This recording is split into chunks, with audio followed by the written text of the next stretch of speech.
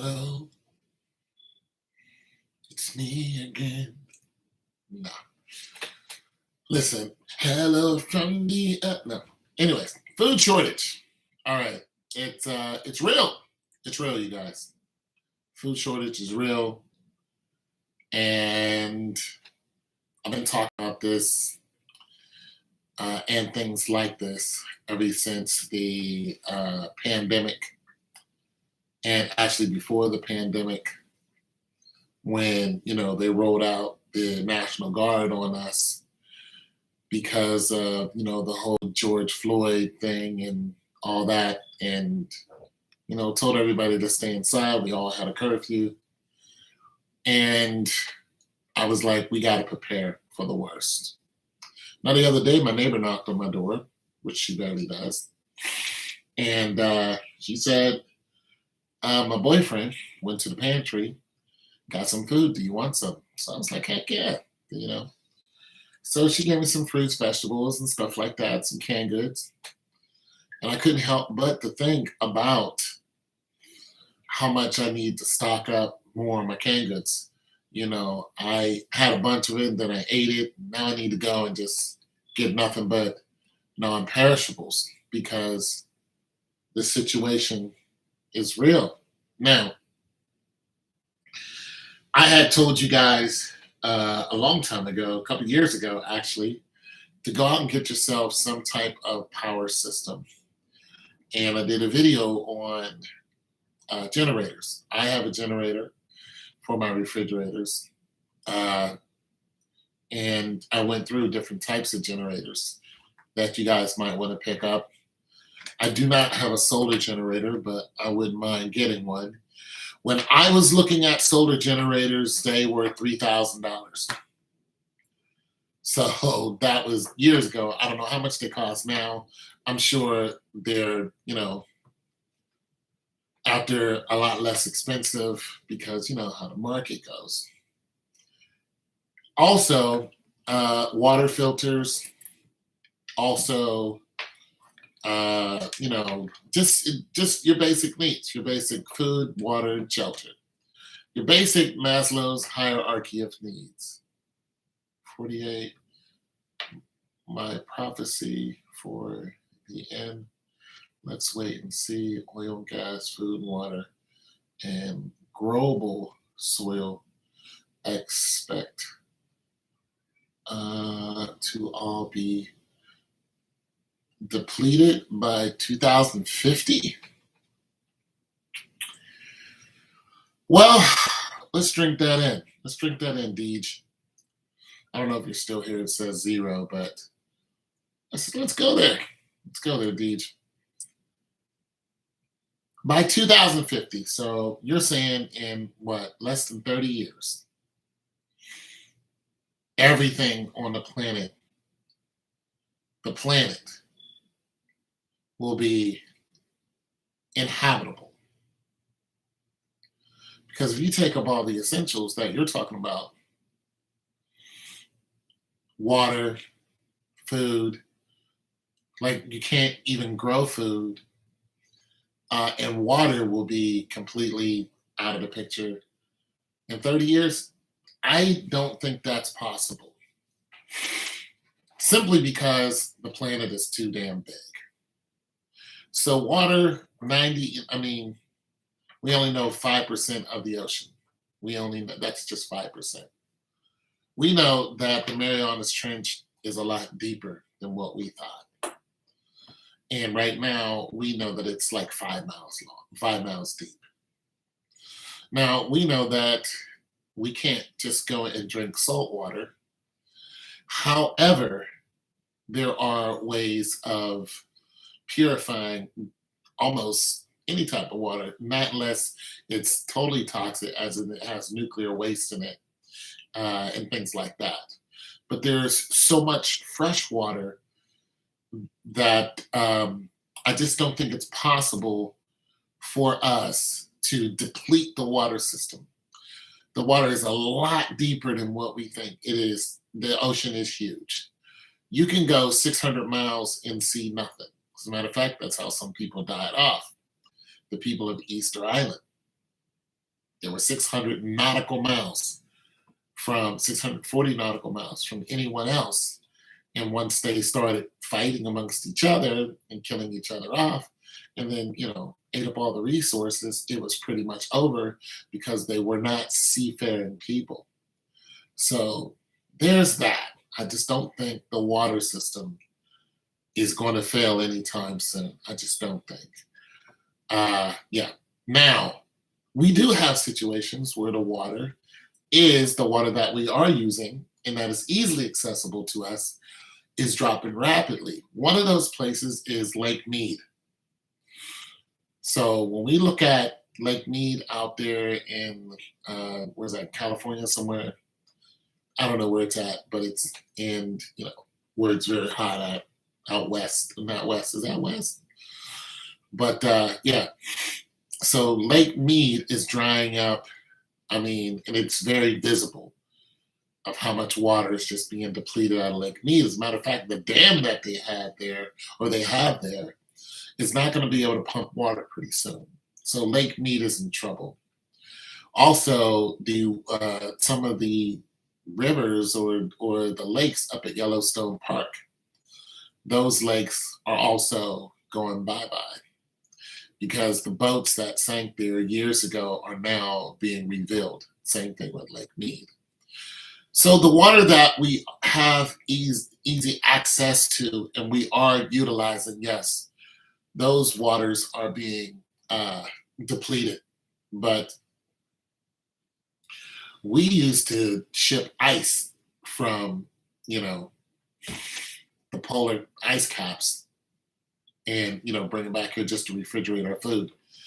I'm sure somebody will get on their horse and do the same thing and will go to where fresh water is and start shipping in fresh water. And I just don't think the oceans are that shallow where we would drink up all the water in 30 years. I just don't think it's possible. Food is another story. Now, here's the thing about food. A lot of land we don't even use. There's a lot of land that's still forested. Uh, and when we're talking about the land all over, we're not just talking about this country. We're talking about land that is the whole planet. You have large bodies of land that have not even been touched. And we're just now finding out that civilizations used to live there. So, and then there's other parts of the land that have not been touched. You can go out to Montana and you can go for miles without a human. It's just boom, bam. There's just miles and miles of bears and flora and fauna and just natural. We do have state parks that are protected. So there's that. And there are vast amounts of land.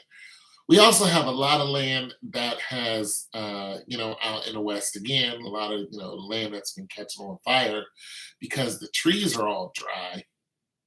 That land does grow, foliage, does grow plants, does grow, animals do live there, when they're not running from the fire. So those places can be farmed, you know, especially after a fire. Uh, so we're not we're not we're not in that kind of trouble. Now, the thing about it with us is we are a virus. We go somewhere, we tear it up, and then we leave it decimated. So I do understand where you're coming from. And there are billions of us here. So yeah, I get it. But we still have not grown to the fact where the planet cannot sustain us. We're just not there yet. And I don't even think we're close to being there, especially because one, war. Now, the thing about what's going on now with food and being able to sustain yourself with food, we are not hunters and gatherers. We just, go to the shopping malls and wherever we get our food, we come back and we sit on our tuchus and eat it. We don't go out and hunt it down, track it down, the majority of us. Now, of course, because of this, this leaves our sustenance in control of someone else. And I went to get, a sandwich the other day, and I said, okay, so, you know, you guys give me some beef. I see you sell, a brisket, so you got pork, you got beef, I think they even had some turkey. And I said, give me some beef. And I said, I know it's been hard to come back because of the 3,000 cows that suddenly died just out of nowhere. He said, yeah, it's been really hard to get cows. And he said, another thing is hard to get is turkeys. He said, because there was a bunch of turkeys that died just out of nowhere, just up and died. And we see the war in Ukraine is not what we thought it was. The war in Ukraine is about food. It's about the shortage of food.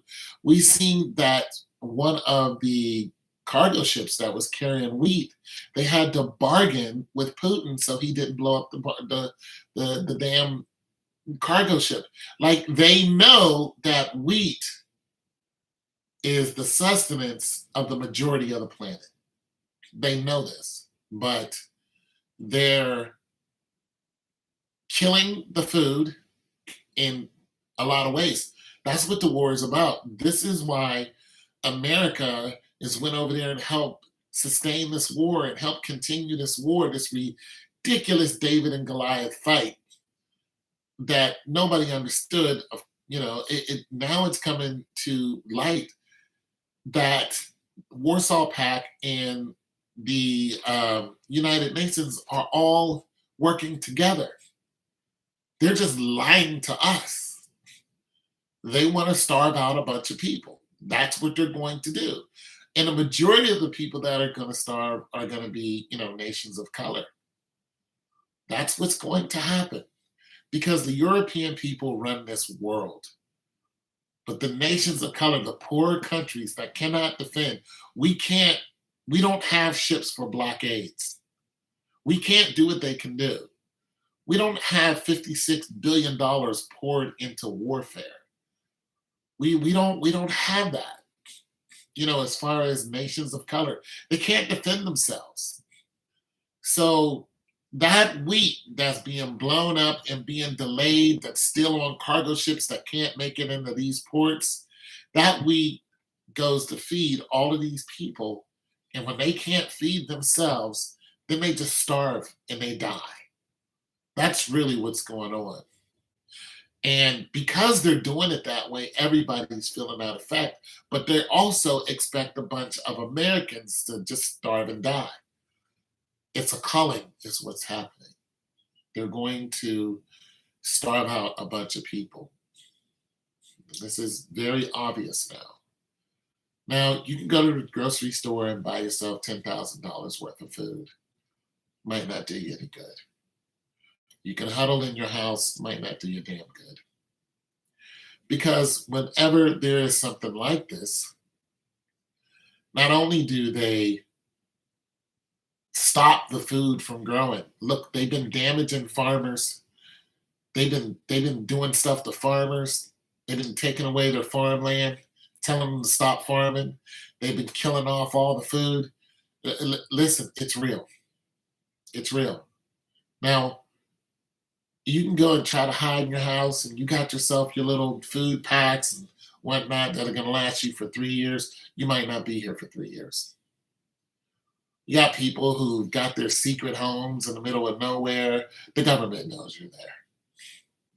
The government has been taking people's money right out of their bank account. They've just been seizing it right out of their bank account. You just wake up one day and $20,000 is gone. And the government took it, just seized it. The stimulus checks that they've been giving you and all these government programs that they've been giving you, well, they have access to your account. They do. And their excuse is, we took your money because of the way you were depositing it. And it's like, who knows how to deposit money And who knows how not to deposit money. Like, when did we ever get the directions on how to deposit money? But that's the government's excuse. And when you go to fight for it, the majority of the time, you'll never see that money again. If you're traveling with a large amount of money and the police stop you, if you're traveling on the highway and the police stop you, it's a good chance you didn't do anything. They'll say something like, "It looked like you was traveling too close," and you'll be like, "Wait, what are you talking about?" Or it looked like you were, doing this or doing that, or you did this and did that stuff that you really didn't do. And then they'll say, "Step out the car. Let me see your ID," things along that line. And then they're going to say, "Are you traveling with any weapons or any large amounts of money?" And you have the right to say, "I'm not answering that. I don't have to answer that." No go, okay.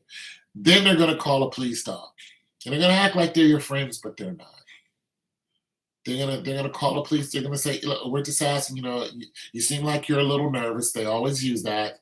"You seem like you're a little nervous, so we're gonna go ahead and call a dog out here. We rather not do that, but we're gonna call a dog out here. We're gonna do that whole fiasco of a procedure because that's how they get around search and seizures, which is still illegal because the guy with the dog is not a dog trainer. He didn't train that dog.